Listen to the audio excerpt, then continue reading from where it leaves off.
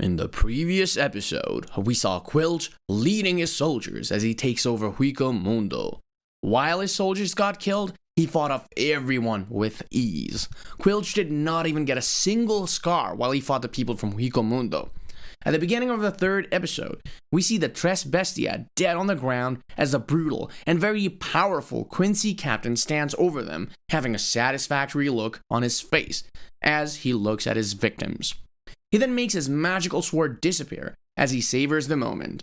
Tres Bestia was the best Mundo actually had to offer, and they have been defeated and killed by Quilch as if they were nothing. Nell and Ichigo look on, and Nell still finds it hard to process the fact that the Tres Bestia have been finished off. These three were the best among the Arrancar, and they've been taken out by someone who, by the appearance, does not even seem that mighty. Turns out, he really is mighty skillful and powerful. Ichigo and Nell try to think what to do next, and this is when the Quincy soldiers notices them. He seems to have smirk on his face because he's seeing a Hollow and a Soul Reaper working together, acting like they're both best of friends, Nell and Ichigo. He then goes on to let out an even creepier laugh, which makes everyone want to take his guts out. The Quincy seems to already know Ichigo. It turns out that Ichigo has already been discussed as a threat among the Quincies. This is when three minions surround Ichigo and then goes on to attack him. The boy, however, does not have much problem dealing with them because they're all attacking him from the front. The scene then changes to the Soul Society, where they're still unable to understand where these Quincies have come from after so long. Yamamoto, however, goes on to tell them to focus on what is to come rather than focusing on what is to happen. One of the captains then tells Mayuri to find him the location of the Quincy stronghold. We see that Yamamoto is really angry. He's on the edge of losing it, and Mayuri on top of that goes on to tell him that he has no way to find the location of the Quincy, at which Yamamoto does not say anything to him. But he does admit the fact that they cannot predict when the Quincy will attack. So he goes on to tell all of his captains to right away get ready for the war. All of the captains are then seen standing there in front of Yamamoto, who is more than ready to finish off the Quincy. Squad 13 is also there, and despite of having faced losses, they still are ready to go. The scene then changes to Ichigo, now fighting Quilch. Quilch gets overconfident, and as Ichigo tries to land some of his hits, he then tells Ichigo to do better. Ichigo then disappears, and before Quilch J can even understand what is going on, Ichigo goes on to land an atomic kick that causes an explosion in Mundo, and the captain goes flying. This is when Sado and Orihime also show up, and Ichigo right away tosses Nell towards him. This time, Quilch goes on to acknowledge Ichigo's skills and power. This is the first time Quilch has been made to realize that there is someone more skillful than him out there.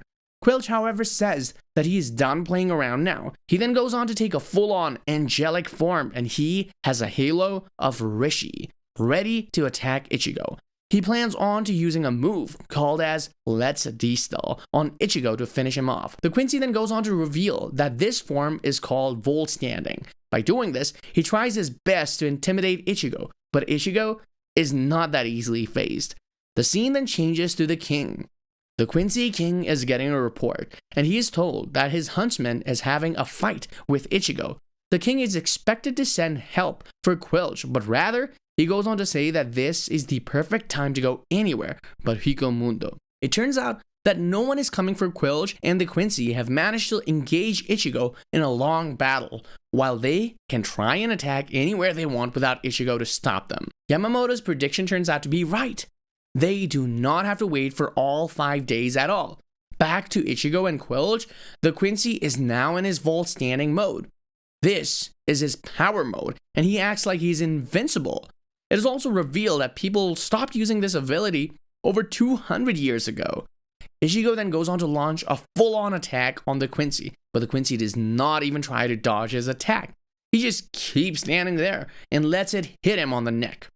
It turns out that they have the ability to reboot their bodies or power so much so that they can allow a Zanpakuto to just hit them on the neck without so much as how do you do. The Quincy then activates his Slave Ray ability. He then goes on to ask Ichigo if he can feel his power. The Quincy then simply makes a gesture with his Rishi forged blade, and that is enough to cause an explosion. Ichigo flies off and the Quincy follows him. Out of nowhere, a gigantic fist is seen, and the Quincy is punched and sent flying away before he's able to process what is going on.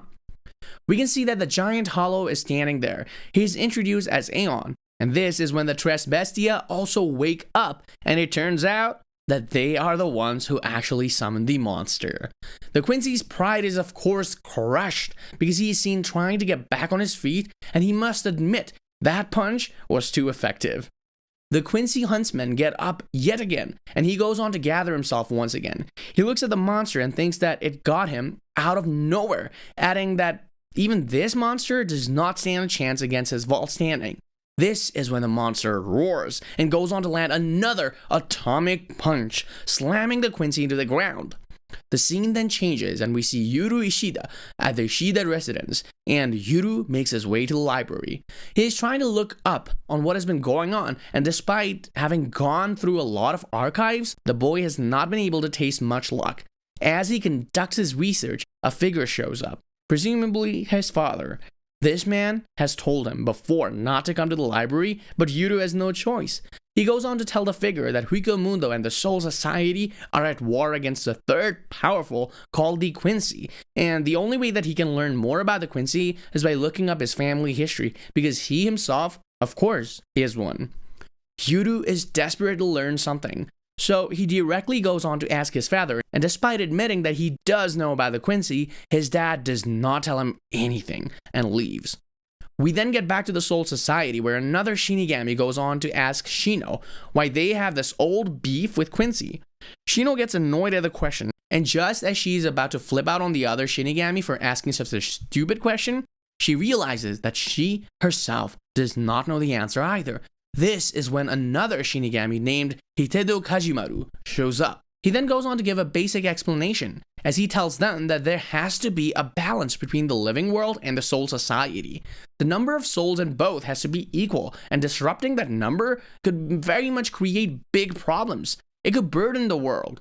We again see Yuru, who actually seems to be feeling that burden as he is still in the archives, despite being told by his father that he's not going to find an answer in these archives. Yuru then thinks the answer must be somewhere in the Ishida state. He makes his way to his father's office. He right away makes his way to his father's desk and opens the drawer. After checking some drawers, he finally opens the one that matters. There lays an old journal marked with the Quincy cross. He realizes that he has hit the jackpot. As Yuru reads on, we also see Kajimaru explaining the same things to the subordinates. The scene then changes to the office of Yamamoto, where we can go to learn that the missing people around the Soul Society outskirts have been the work of the 12th Company. Mayuri's men wiped out thousands of villagers just like that. It has been done to stabilize the number of souls on Earth and the Soul Society, because they have to keep the number even, and the Quincy have been killing hollows on Earth, so that they had no choice but to do that to keep everything going. Yamamoto, however, does not like this. He does not like the murder of the innocent souls, but Mayuri says that this is only logical. They had no other options, and they don't have any other option right now too. It turns out that there are many who think that whatever is currently happening is all Yamamoto's fault. Mayuri saw that coming the moment they got to know that Yuru Ishida was alive, but Yamamoto did not do anything about it. It is also said that if Yamamoto had killed that man 1,000 years ago, there would have been no war right now. At this point, it can be said that both Mayuri and Yamamoto know a lot more about what is going on than the other captains around.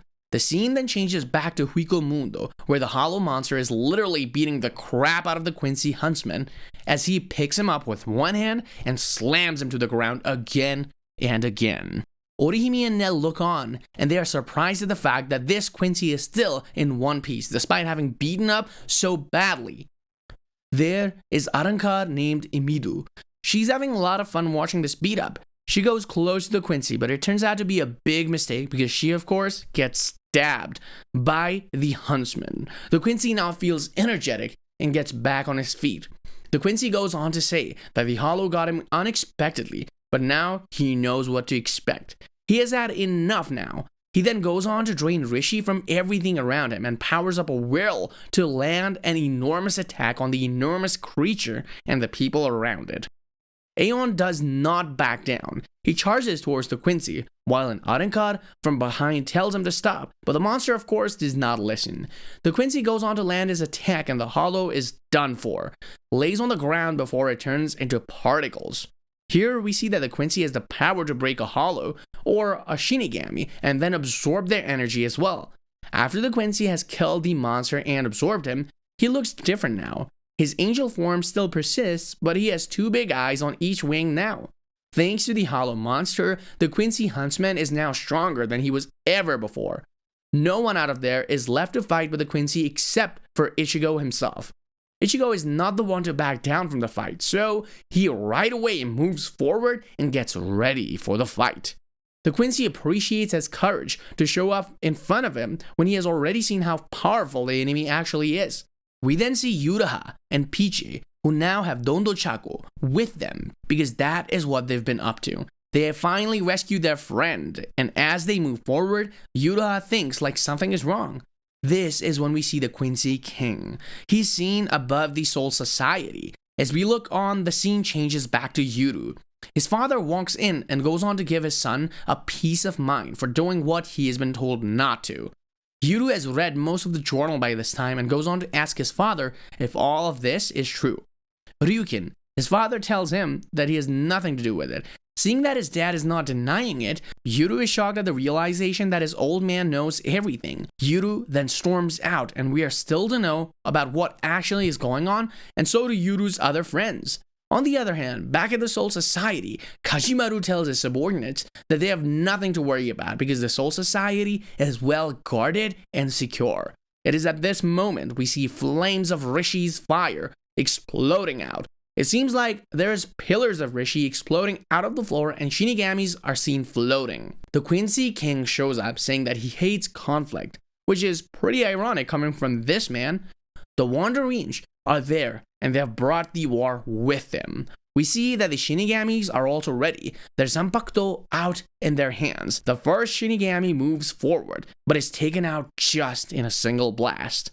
The Quincy King tells the enemy to be prepared because they are there to wipe them all out. And with the war starting, the episode comes to an end.